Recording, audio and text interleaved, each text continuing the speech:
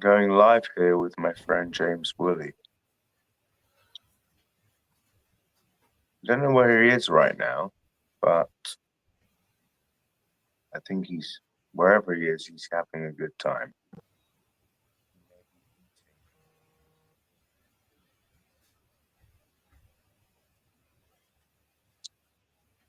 Maybe making his breakfast.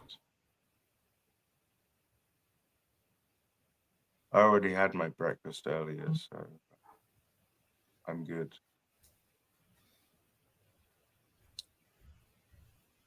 James? Wherefore art thou, James? We don't know yet, but I think he's coming. I think he's going to come soon.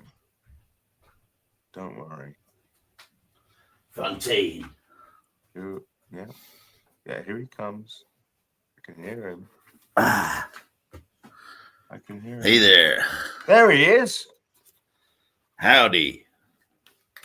Hello. I'm trying to bring in a few more of an American audience with this accent, okay? Hey, have you ever tried Colombian coffee from Tesco? I'm going to make yourself a delicious cup right now. Yeah? No. I don't drink coffee anymore. Can I not talk in American accent then? What? You don't drink coffee anymore? I drink like 1 cup a week. Okay, I'll make you one now. That's it. For Thursday. I don't know how I'm going to... Basically, I will fax it. I'll fax the coffee cup picture for you, and you can then make your own coffee there. And imagine you're drinking my Colombian blend. Okay, this is some of the finest, goddamn, 100% pure blends from Colombia. Okay, I got that from I don't know if you heard of the shop Tesco. So you got some of the Tesco's. Finest. Tesco's. I used to work at Tesco's. No, you did not. Yes. I thought you worked in Waitrose, which is a superior supermarket known for some of the finest goddamn coffee this side of Ecuador. That's Colombia. Well, I did. I'm not making a joke. I did an underground. Okay. Nothing to do with Colombian marching powder, etc. I did work at Marks and Spencer's. I don't think a lie again. Now, the lie detector has gone off. Apparently. Can you turn your mic up? I can't really hear you. Are you joking now? Oh, okay. All right. I'll turn your mic up a little bit. I don't know. Yeah, wait. Is that any better? Hello. Yeah, that's good. That's good. I can hear you now. Sorry, I had it on the wrong goddamn setting, man. It's okay. Yeah, I'm not doing any more American accents now. This is 3 minutes into the show, and it's already gone pear-shaped. So, Ben, where have you actually worked as a real place that actually existed? Marks and Spencer's or Tesco? No, can you just... Have you ever worked in a supermarket?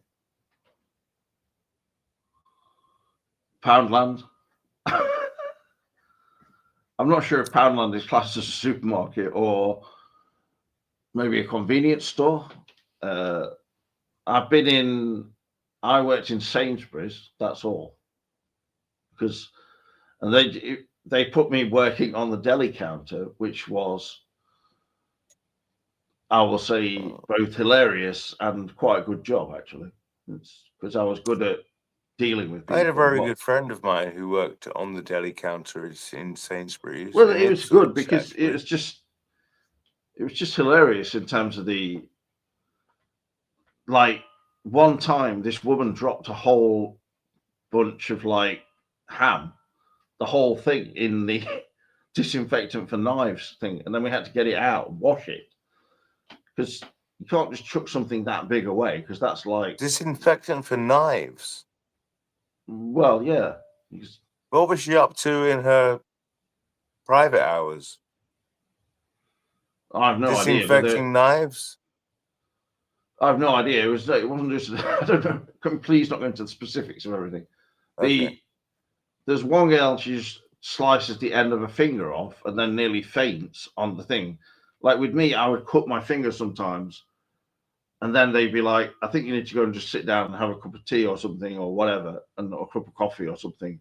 And I'm like, no, I'm all right. I'm just like, I've just cut my finger a bit doing the slicing thing. And it's like, but it's not funny when someone cuts the end, the tip of their finger off. That's a bit more.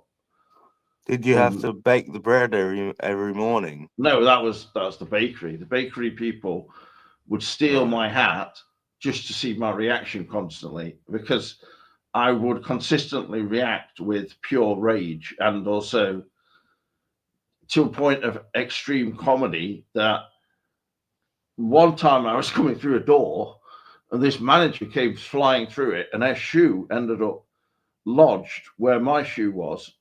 And she was like about 2 meters away from me with this shoe just sort of sat there. And she's like, James, can I have my shoe, please?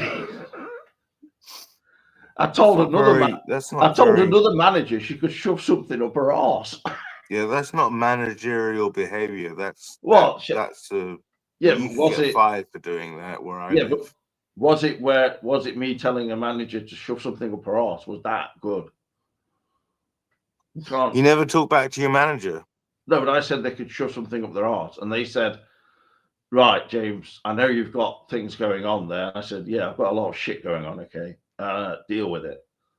You can shove that up your arse. And they said, can you stop saying shove things up your arse? I know it was supposed to be a joke, and you basically stole it off Jarvis Cocker, right?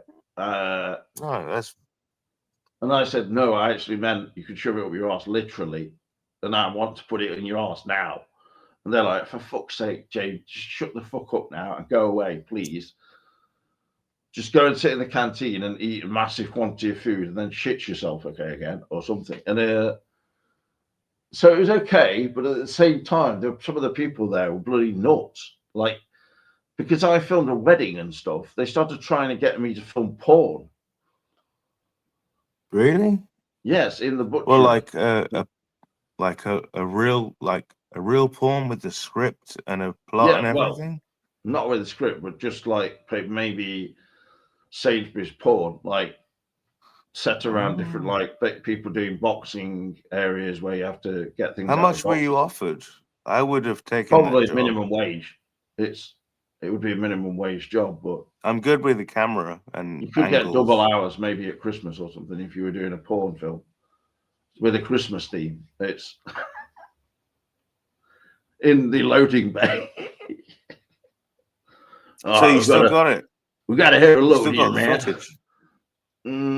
I've got the wedding footage and various things that occurred at the wedding. You don't have the honeymoon footage. No, it didn't go into porn, unfortunately. So I kept saying to people, I'm not doing porn. I'm not doing porn, okay? And they'd be like, all right, bloody hell, can we just keep this quiet, please, James? Sure, I'm like, just no, I'm not keeping 200 quid and I'll do it for you. I'd be grabbing people by the scruff of the neck saying, I'm not doing porn, all right? They'd be like, it seems like you want to do it. Why not? I'm like, no. I literally became Phil Mitchell in EastEnders, grabbing people, thinking that they're like, Dad, I'm not doing a porn video, okay? Yeah, but if you want to make money, you got to sell a bit of your soul. You do. You can't make much money making wedding videos. So to turn from wedding videos to porn, though, is a rather dramatic penchant for.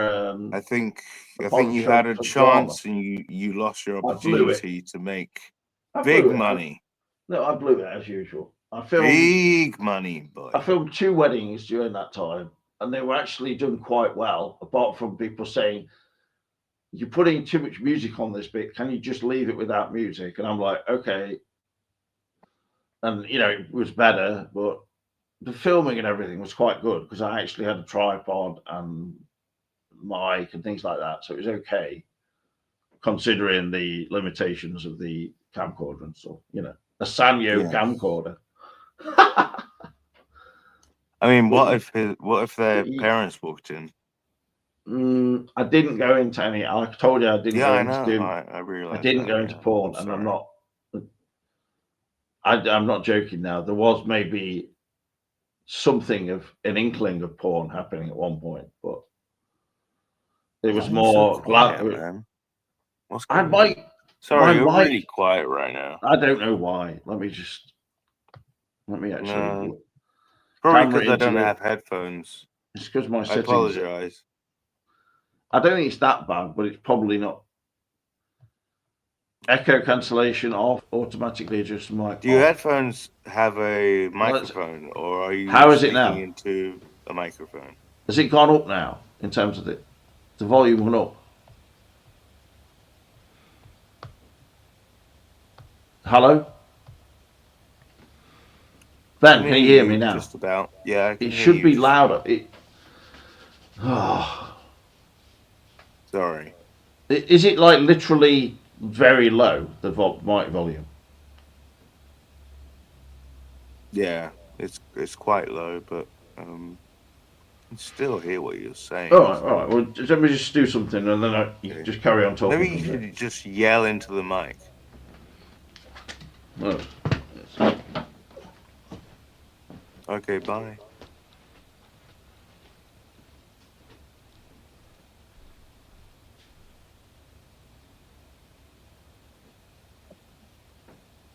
Some iced tea.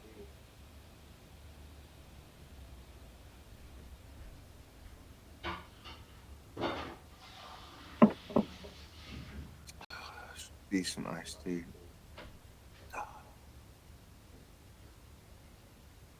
Oh, am I feeling dead air?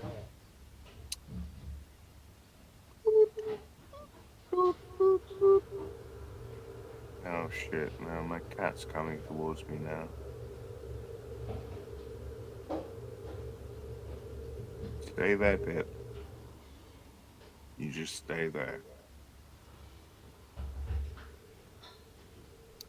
Gonna get in front of the webcam and ruin everything. Unless you come back and save everything.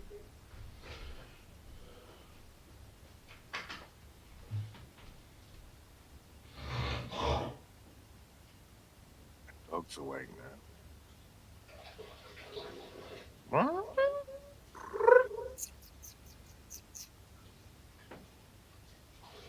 Hello. Hello.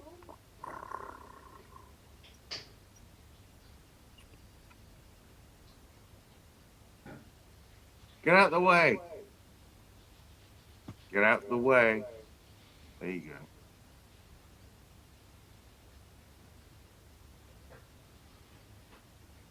His tail's going crazy.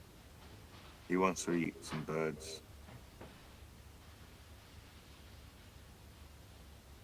And 25 past 8 a.m.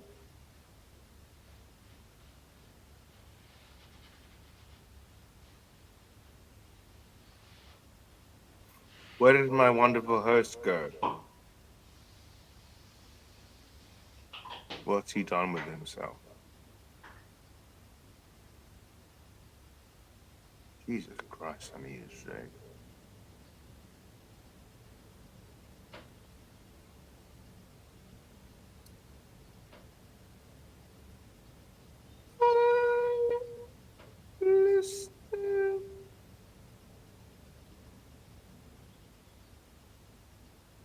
I'm wishing for a white Christmas.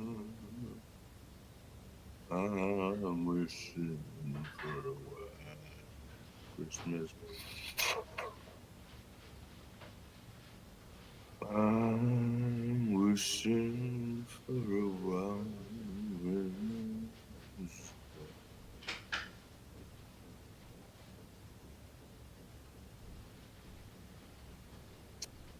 James has left me all alone, on my own, again, like I was 10, when I used to have friends.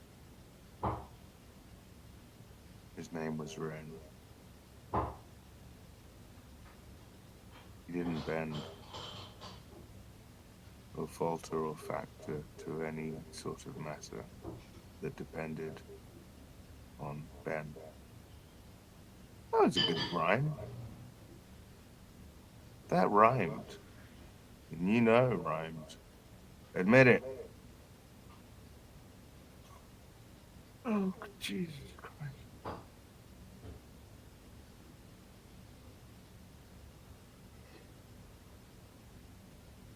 I feel wonderful. Hope all you people out there feeling massively wonderful. Because I'm feeling dead air. But I don't have any hair. I'm back now again. Yes. But I think he's coming back there. He's gonna sit down in his chair. He's gonna give you all a scare. And he's gonna do it without any dares. Wait one second. James Woolley, James Woolley. Nobody knows how strange he's bully. Just trying to turn the light on and then I'll be back, okay? One sec. Nobody knows until he comes around. Wuzzer, wuzzer, wuzzer, wuzzer, wuzzer. James Woolley, why, I know David Lynch very well, actually, and I was. What is your opinion, Ben, of this film, Dune? Why was I invited? That's is that the new Dune or the old Dune? Because it was. I thought David Lynch's Dune was probably the better take on the novel than the one that came out about 2 years ago. Bob's your uncle, mate.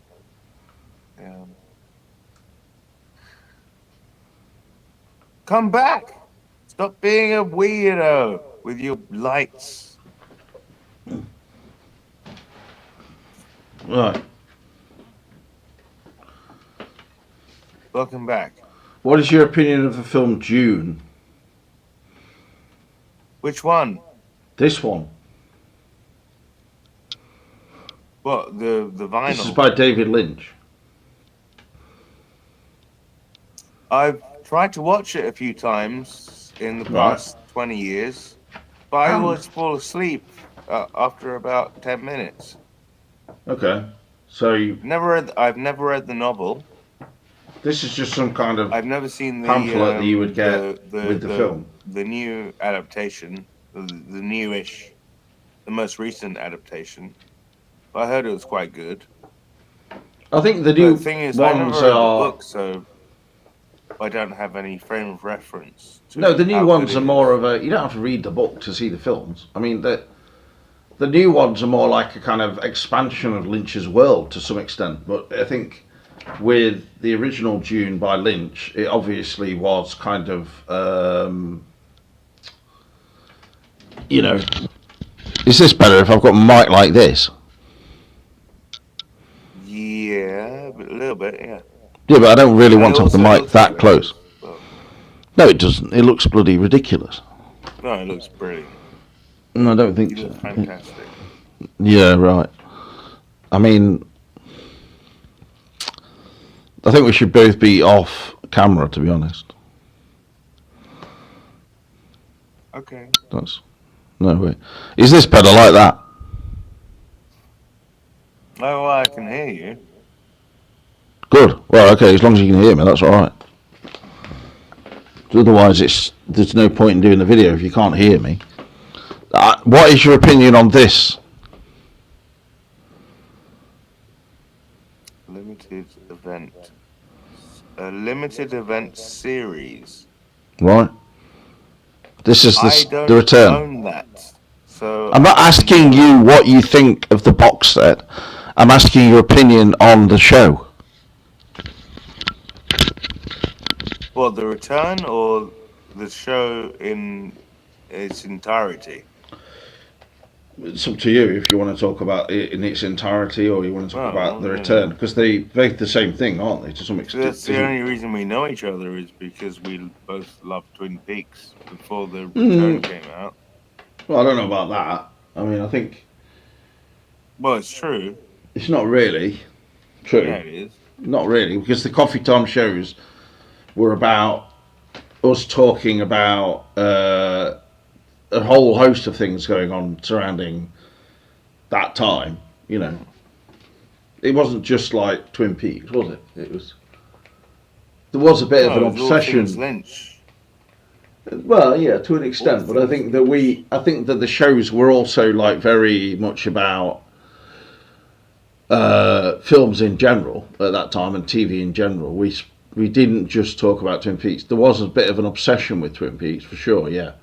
But that came from basically me doing videos with Cameron where we would be talking about Twin Peaks season 2 and how people went into this kind of like they went into like lambasting season 2, saying it was just some episodes were like, you know, not very good or whatever, and we were kind of like saying, oh, actually they are quite good, like with, you know, disregarding. That's always been a contentious issue among Twin Peaks fans.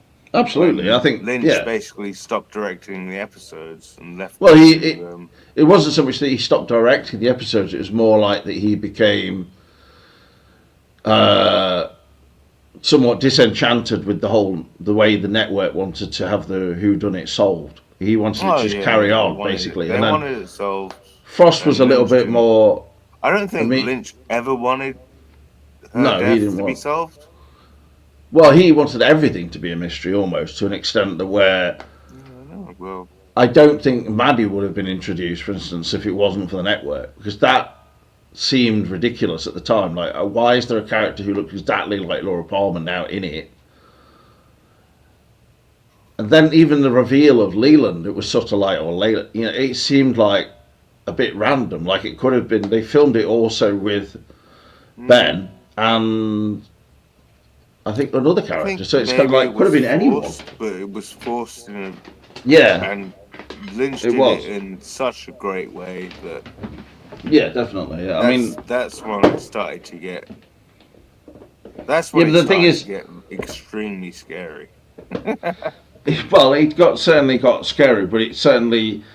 The trouble was, though, it kind of went from Lynch directing an episode, and you're kind of like, okay, he knows what he's doing here.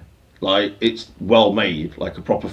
It's like my Romanian ex. She's like, it was like watching a film every week. And then up to that point, really, that's about 14 episodes in, basically. And then the thing is, the second season was 22 episodes long, whereas the first one was literally 7 episodes plus the pilot, you know. And so, you know, it kind of became. Then they were just spinning the wheels. It's like, okay, what do we do now? Okay, we're gonna have Nadine become super strong Nadine. And like, it's not really a proper storyline. It's just like, Bobby and the strange couple. Oh, you mean James more? Sorry, James and the strange couple. Yeah, but even Bobby's storylines were stupid. They're just like Bob, and they kind of even the show became self-aware, where it's like Bobby was dressing in a suit. And he goes, okay, I'm going to work for Ben Horn. You're like thinking, what? Bobby's now becoming a businessman. Audrey's there, like, kind of trying to seduce Bobby. But then in the last episode, Bobby says, I was dressing in a suit. I don't know what I was doing, Shelley. And it's like, the whole show just became kind of random. Like, oh, we've got a Pine Weasel episode. Then we've got the wine tasting episode. And it became the worst. The worst thing with Twin Peaks is it became like a normal show. That's the worst aspect of it, in a way. Yeah, well, I guess in a way, Lynch has always said that it was, you know, it was based on a soap opera. Yeah, definitely. Yeah, and Frost. I mean, I think with Frost, that was the most soap opera aspect of it when when Lynch went on to do. Yeah, but that's because the writers The basically. He That was done. actually no, that was actually during season 1. During season 2, basically Lynch became disenchanted with ABC and said, "Okay, Frost, you can kind of do everything." And then the trouble is, Frost couldn't handle it because it's like too much to do. And so they had a host of other writers and stuff. And because David was like not involved, really, I mean, it kind of became more about the Black Was it Lodge only and the finale of season 2 that he came back in and said, "Let's sort this out and make it a really yeah, good basically. finale"? No, basically he looked at the script and he went, "No, this is wrong. We can't have Bob dressed as a dentist. This is just like ridiculous." But you can kind of see where they were coming from, but at the same time, it was a bit like they were just making stuff up on the fly a bit too much. Like Windmill dressed as a horse with Leo in it, and it's like it is funny, but it just became self-parody. Like Diane Keaton came in, and it became like a parody of a Lynch episode, and it's sort of like. And then people were like, "Oh my god, this Diane Keaton episode is terrible." And I was like thinking, "Oh no, I like it. It's quite good." But I can understand why people were like, "Why have we got a whole episode devoted to James going around on his bike, going down, down, and down, down, down?" And then he's at Wally's. Like, what? There's that woman there, like seducing him, or he's seducing her, or whatever, and he's just standing there with his head on the jukebox, like, oh, and you're like, oh my god, no. James has always been cool, okay? No, this is not cool. This is just terrible. Donna's running around. You know what? I watched. James, what are you doing? I watched. Like, why is everybody in love with James? He's just so annoying. Oh. The reason I watched him. I can't cope with I can't cope with Twin Peaks, so we're gonna have a James spin-off called James Goes to San Francisco. Down, down, down, down, down. Yeah, you know what? I only watched Twin Peaks when the DVDs for the Pine Weasel were released when I was about 16 or 17. So you never saw it when it was on the BBC, or? No, I'm 37. Bloody hell! I'm only 37. Yeah, but on the BBC, I mean, they didn't air them. They didn't. Your mum could have recorded it. They did. They aired them. Well, basically, they aired them twice a week, and they had like it on Tuesday, then they repeat it on Saturday, usually late. But for some reason, at one point, the show became so tame that they just showed him in the middle of the afternoon. And there were sometimes some scary bits, as you said, but they were like, it wasn't X-rated, was it? I know I look like I'm about 45, but I'm no, you don't look like you're 45, for God's sake. Just don't start this kind of thing. I think the thing with... and then it was shown on Channel 5. I'll see you. Ben, it was shown on Channel 5. See me. Can we just have a sensible conversation, please, at 8:41 in the morning? Was that in the final episode where... Yes. Yeah. But do you not remember when they showed Twin Peaks on Channel 5?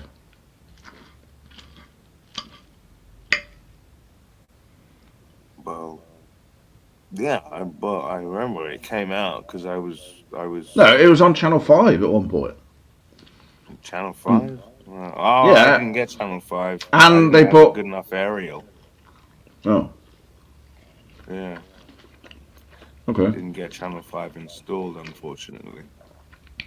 But when Channel 5 started, it was like introduced by the Spice Girls, because there were 5 Spice Girls, so they were like, hey, get on Channel 5, we've got Twin Peaks for you now. And then people were like, Twin Peaks isn't new, what are you putting Twin Peaks on for? Like, but some people liked it.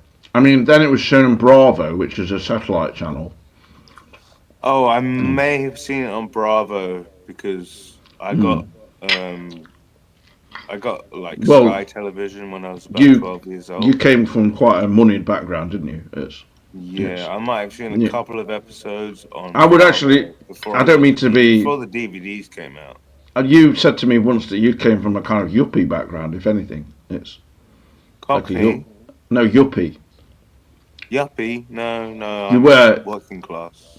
no, you Yes. were actually upper middle class, I would say. Um, No. at one point you were working in the city, right? Well, yeah, but Yeah. not as a yuppie. I No, was you just were doing No, I film worked for transfers. ITN and Channel What? 4 and Channel 5 That's a and yuppie job, Granada basically. You were a and yuppie. all those other companies So you were living that the was high in that life, bloody basically. So stupid building. you went into the ITV building. What did you have to do exactly? Well, I was basically a Watch Twin Peaks. half a journalist, Okay. one quarter archivist. And some people think that these kind of jobs that you're going to be like earning money and stuff, but in reality, it's probably not much at all. I was earning more than I knew what to spend. Like from the age of about 18, with no experience. Right. But the thing is, you So weren't earning that much, were you? I was punching above my weight in at the beginning of my career because I was making too much money to spend. So But why I did you just not? used to buy clothes from my girlfriends. Why did you not carry on in education or something at that point? I wanted to, but I didn't. By the time I got a contract via ITN, I didn't really want to go back into education. It's pretty understandable considering the But situation I with. want to go back into education now because I realise I'm a moron. Yeah, you could. No, you're not a moron, Ben. That's ridiculous. But it's been a very, very long time. The opposite, in fact, I would say. But I think education in this country has become so much about loans and stuff like that. Unless you come from an upper middle class background, Yes, and which you don't. No, I know that's a joke, obviously, but it's not like your dad was a lawyer and your mum was, a head of ITN resources or something, or No. I mean, it was nepotism that got me into ITN because my brother worked there. Don't before. start this again. That's not nepotism. Beg your pardon? I don't really think that is strictly nepotism. Just because your brother worked there, that means you were there. Certainly helped. You're just denigrating your own achievement.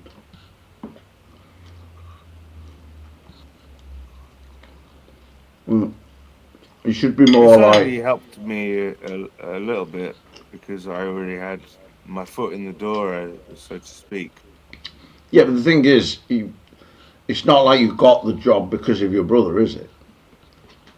No, it's because I'm fucking talented. I mean, I'm bloody talented. All right, oh, fucking hell. Right. Sorry. No, but all right. What was your opinion of Twin Peaks: The Return in general? Now, looking back on it, this is Twin Peaks: The Return. Well, you know what? No, you I mean know not my in opinion general. about The In Return. yeah, you liked it on the whole. I liked it. I binged the first 4 episodes. I'm not sure about 4 times. I'm not sure about loved it, but maybe you did love aspects of it. Well, yeah, the first 4 episodes were incredible. It was just like watching. Yeah. They went all the razor. They were like a film, weren't Lynch they? went all the razorhead on our Yeah. asses.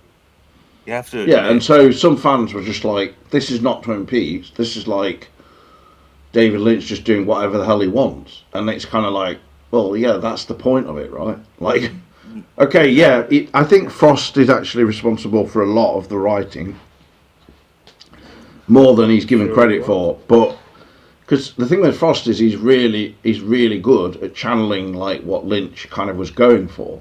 And the thing with The Return is it's sort of like just very free, like freewheeling kind of Lynch, just him doing his own style, and whatever you want to call it, Oh, his definitely, approach yeah, in terms I mean- of the direction. Because Yeah, but yeah, as you know, we were all waiting for Cooper to come back, and that yeah, only there was that happened in aspect, like wasn't the there?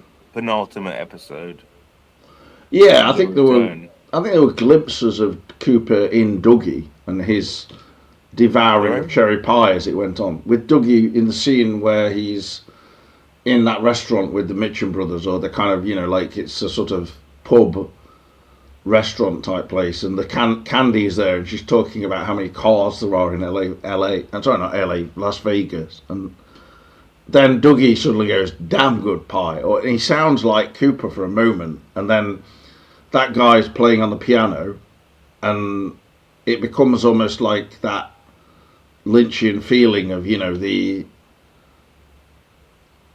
whole sort of ending of episode 7 in second season, with the reveal of Leyland and Maddie and Cooper in the roadhouse, and it's sort of like a lot of it is like, is this a dream or is this real? Like, no, this is really Well, I happening. think- Like it, but I think with Dougie, basically, what's happening is Mr. C says, "I never left home," and there's this aspect where you think, is Cooper stuck in the lodge, but somehow through electrical means and things like that, he's going Seems through. like it. It kind of Yeah. seems like it. There's this obsession with mobile phones in it, though, and modern technology versus like old technology, and then Andy and Lucy talking about mobile phones. Lucy doesn't understand how mobile phones work. Then she suddenly declares that she understands them. How this is possible, I don't know, but it's to do with like. Well, Mr. C doesn't in, seem the like a first real episode character, does he? of The Return, there's this young bloke, young girl, Yeah, the Tracy and and all of a sudden, who is it? Judy comes out of this. Jowdy, or that's actually and called the she shreds them experiment, to but death. it's not specifically Judy, maybe, but it's Well, who is it supposed to be? it's called the experiment. That's it.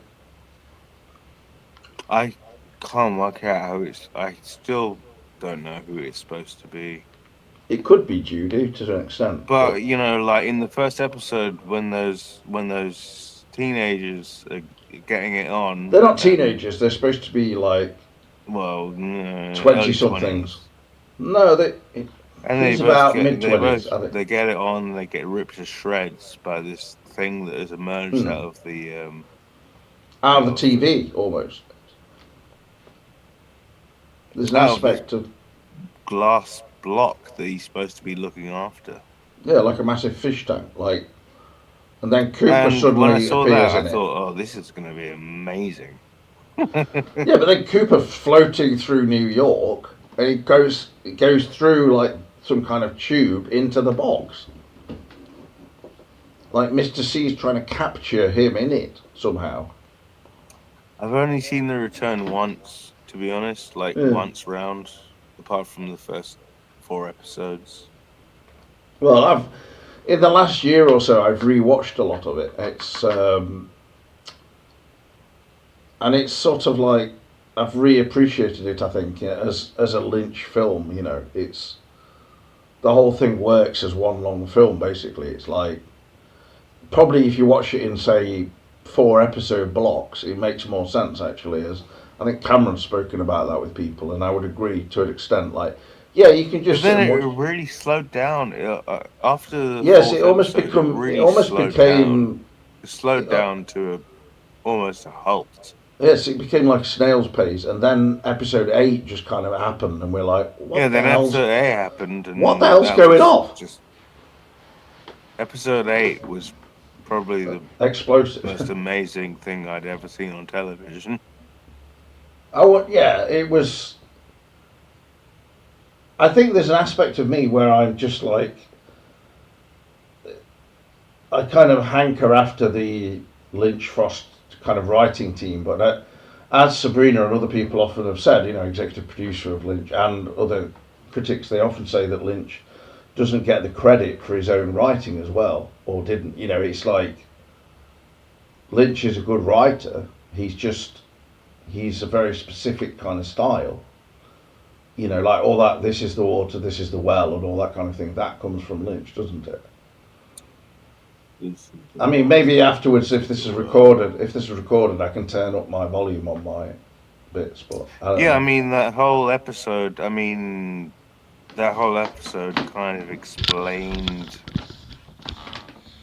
I think it kind of explained the origins of Bob. Sarah became Sarah, and like Sarah was basically, and how Leland became Leland. Yeah, I don't think that's Leyland necessarily in that episode. I think it's Leland. I think the boy in the episode 8 who's taking Sarah out on a date. That must be Leland and Sarah. I don't think it's Leyland. I think it's to do with. That's the only conclusion I could come to. Maybe, but I don't think so because the boy looks like he's Hispanic.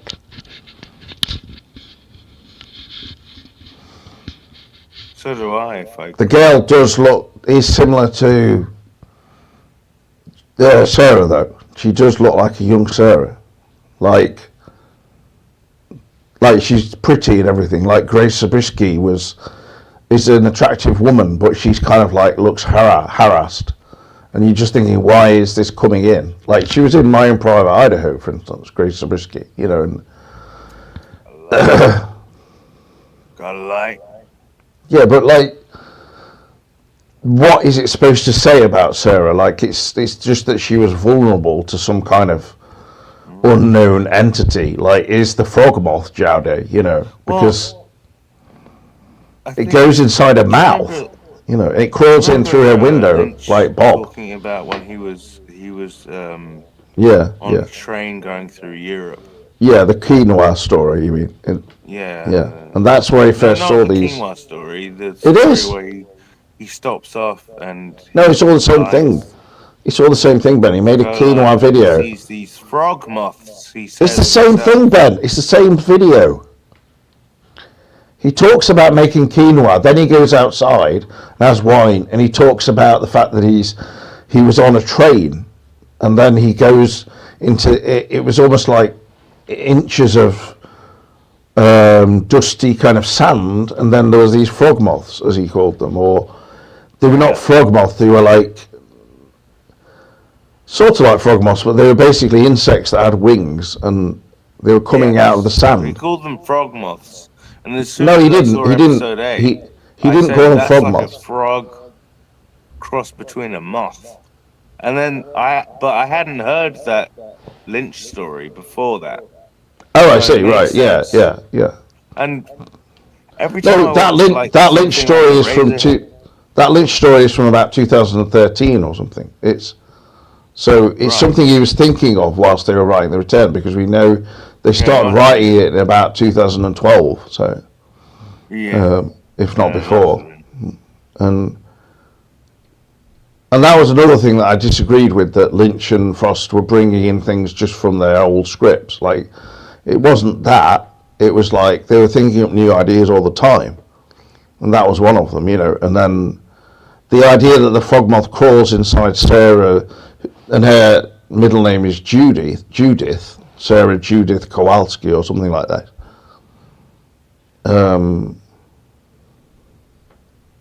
I forgot that detail. Well, that's in The Secret History. Oh, I never read that. That's Frost. So, no, The Secret History was kind of like, people, when it came out, people were a bit like perplexed, like, how does this relate to Twin Peaks? It's going into like Dougie Milford, and so it's like two Dougies. There's the Dougie in the book, and then there's the Dougie in the show. It's like, is this really Cooper then? No.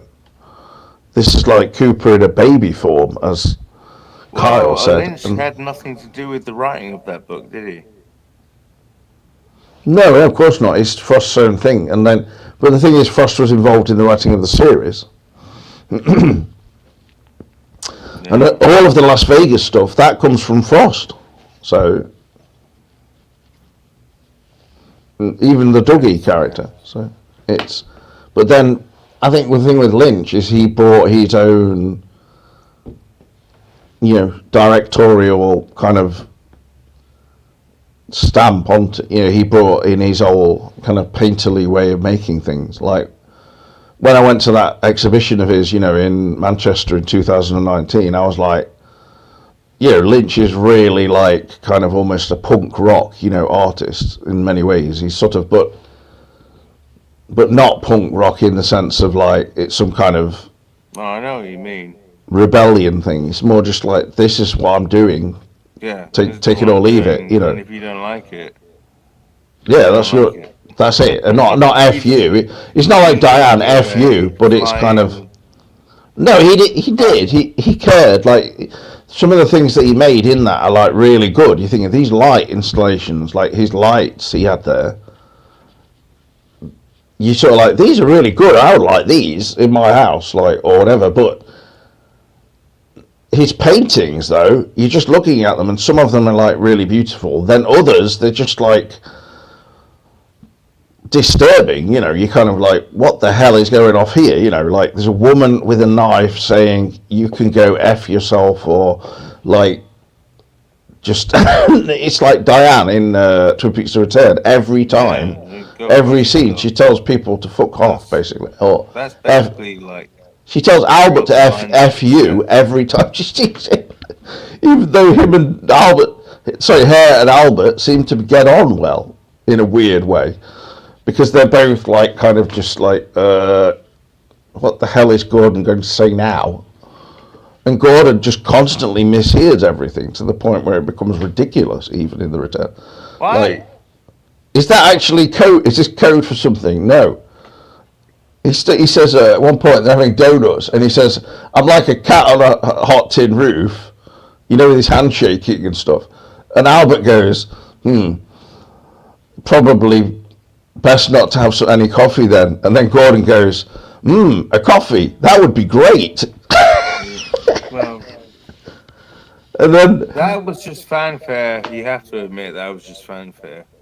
It was to an extent, but the stuff with Diane where she goes, you don't want to be great with this coffee, a cigarette, and it tastes great, and he goes, smoke them if you got them. And then like Krista Bell's sitting there playing Tammy, and she's like, oh, for God. It's so funny. Like she gives this withering thing, and then Gordon's like, the smell of tobacco.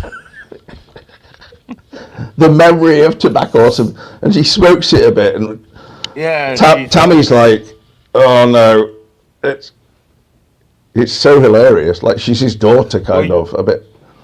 My favorite bit of The Return in the first, I think it's probably the 5th or 6th episode.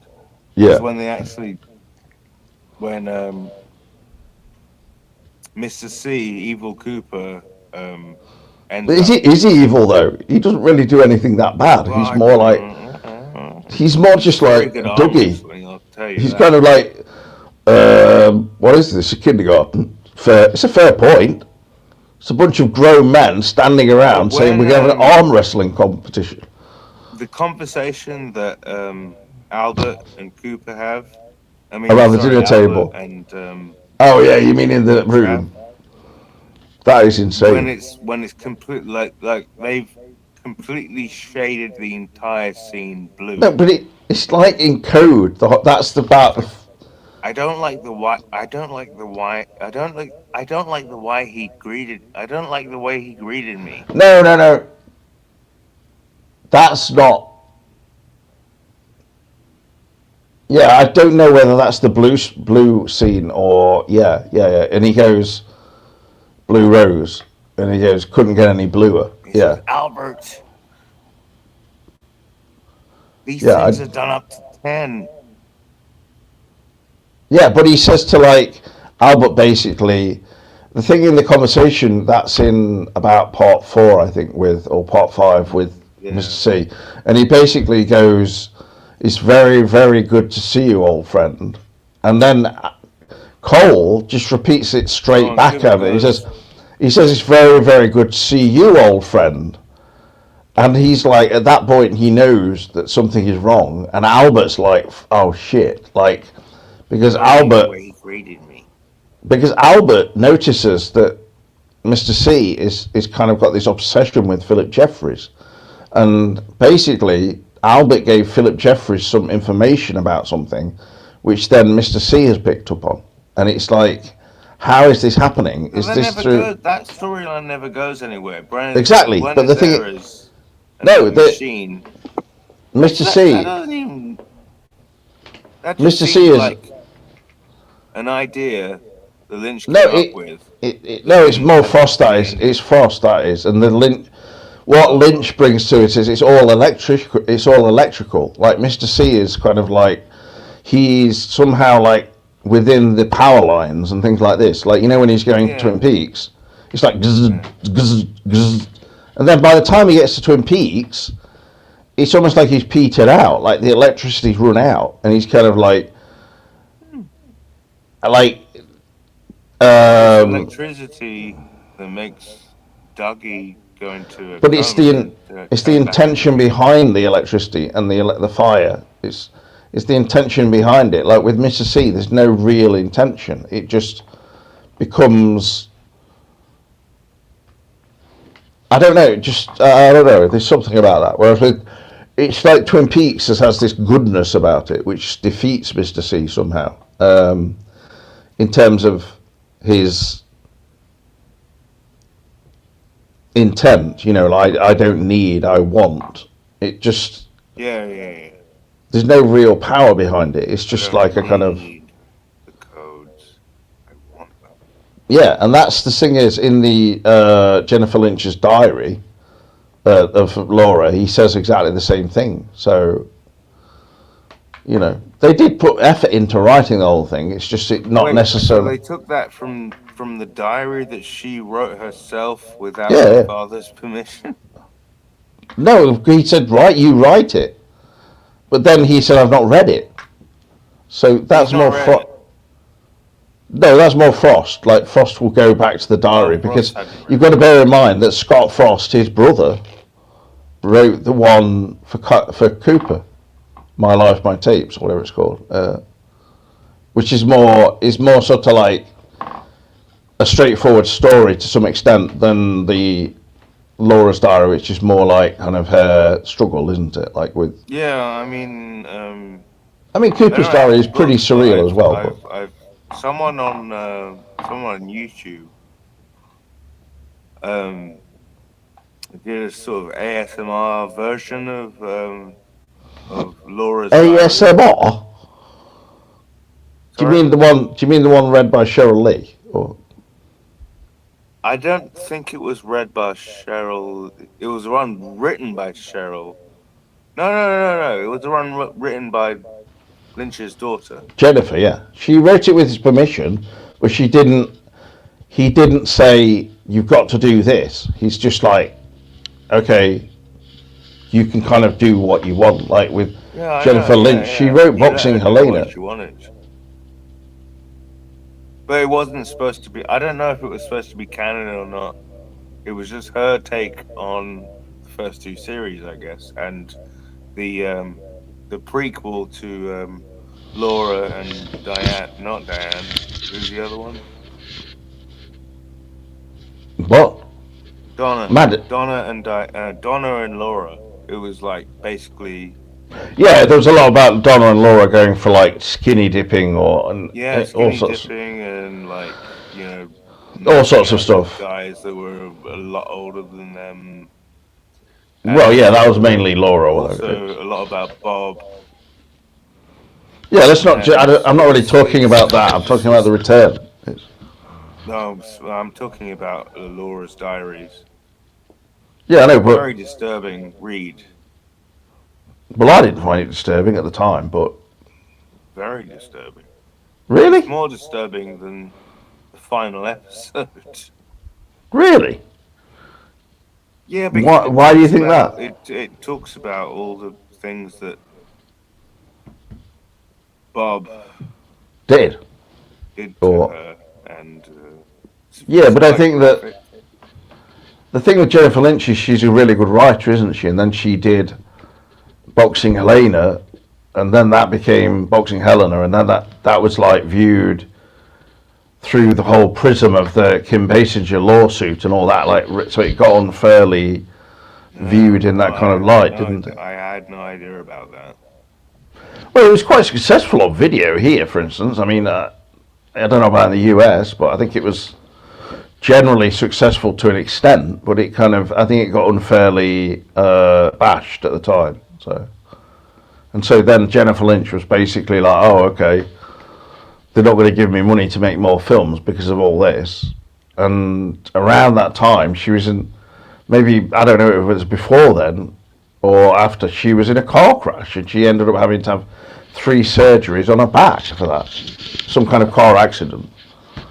Which I never knew about, but I think the film being viewed in this sort of certain cult kind of, I think it was supposed to be like more of a mainstream kind of release to an extent. I mean, everybody heard about it. It's just that, then she had a daughter around maybe sometime after that, but the accident and the surgeries on her back and stuff were really... Well, quite recently, took it out of her. Watching, sorry to interrupt, but recently, I've been watching people react to Eraserhead, and there's so many references in Eraserhead to The Return that it's uncountable. You mean the other way around, obviously. There's so many references. References in The Return to Eraserhead, yeah. The arm, I am the arm. You mean the tree? That was in Eraserhead. Yeah. That was a Yeah, the tree is... Yeah, that tree is on the stage, and also he has a tree next to the bed in a soil like kind of mound, and also the zigzag. Chevron. That was in his apartment building. Yeah, exactly, and also it's in the just outside his elevator. Lynch has always had a thing for those kind of designs, which, if you go back to the film Orphy by Jean Cocteau, he has a whole scene of zigzag flooring like that where they go through the mirror. And like the backwards footage and stuff, that's something Lynch was inspired by through there, and then he made it into his own thing, rather than it's not like Lynch just sort of went, okay, I'm not saying he was a copycat. No, that's why I'm more pointing out. It's more to do with he went to the AFI, so he kind of knew about all the films and stuff. But with Lynch, it wasn't about that so much as just his own approach, you see. So, of course, you're inspired by things around you, aren't you? But it's... What Lynch managed to do was he turned it... He kind of made... He brought surrealism into the mainstream for a while, It's like, even though Eraserhead was viewed initially as a midnight movie and all that kind of thing, at that point, like, those films could get into the mainstream, couldn't they? It's to an extent, Well, only because of Mel Brooks. Well, yeah, exactly, and then promoted it so hard. And Elephant Man, of course, but basically gave it to every single director he knew. Yeah. Forgive me if I'm wrong, but before Kubrick started making The Shining, he made all his staff watch Eraserhead. No, I think he did that whilst they were making it, and they were like, Shelley developing people were like, I don't know why, but Kubrick has just done a screening of Eraserhead, and he's like, calm down, Shelley, please, Shelley, can you just calm down? And the trouble with Kubrick is he would deliberately try and make Shelley get more anxious about things, and then... But it wasn't hard, to be honest. It's just supposed to make you feel anxious all the entire way. Yes. To an extent. I saw that in the cinema in Nottingham, and I was like, this is not the surrealism experience I was expecting. Now, there's a chicken moving on the table, and I'm feeling a bit like ill now. Like, I'm going to go out and to go to the toilet for a moment, splash some cold water on my face, and then come back, like, in heaven, What the hell is going off now? Yeah, and it's just, yeah, it is an uneasy experience, but. Speaking Yeah, about going to the toilet, James, No, I I think- really need to go. All right, but the important thing with that film is I Really think nice talking to you. there's a lot of humour in it. You've literally got to go to the toilet. That's it. Why can't you just go to the toilet and come back, and I'm gonna have them 5 more minutes, and that's it? No. I got to do some chores now. Right, we've been doing it for an hour, so that's fair enough. Are we still live? Yeah, there's one person watching apparently. I have no Oh, idea I know who. one person. It could be just someone on Twitch who's like, why are they talking about Eraserhead now? Like, I think your point about Eraserhead being unsettling, though, is a good one, because there's a book called Midnight Movies, and like you're saying, Mel Brooks brought it into like this kind of area where it's like cult movies. But the thing is, back then, cult movies, like for instance Mad Max, The Road Warriors, they went into the mainstream. Now that doesn't happen. They end up just on Amazon Prime or like Netflix, and people are like, what is this film? I don't know. And then, I mean, it's sort of like only a few, I don't know, that people get into a craze about, and everything. The only thing that really people watch is Stranger Things or Wednesday or something, you know, and they're kind of okay. I don't have anything against them. I mean, Stranger Things is, they're all right. but they're not on a par with Lynch, are they? You know, or Frost even. You know, Lynch, Frost. Not I mean, even close, mate. no. I mean, let's be honest. But just as a final point, I just wanted to say, you know, what you're talking about with Eraserhead, it is a good point. Like, I went to see that, and I was expecting it more. I mean, I'd seen bits of it, I think, on Jonathan Ross interviewing Lynch. There was a whole Incredibly Strange Films, or like, Jonathan Ross does a feature each week on John Waters or Lynch, and then Lynch is just like, and you're like, okay, Lynch seemed completely like just normal guy, but then his films are like completely not. So what's going off? I don't understand exactly. But then he'll say, yeah, well, in my basement I've got a woman's placenta that she gave to me, and you're like, what? No.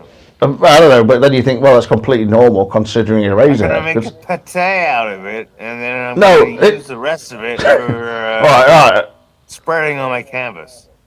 Okay, you're a completely normal guy, apart from that bit.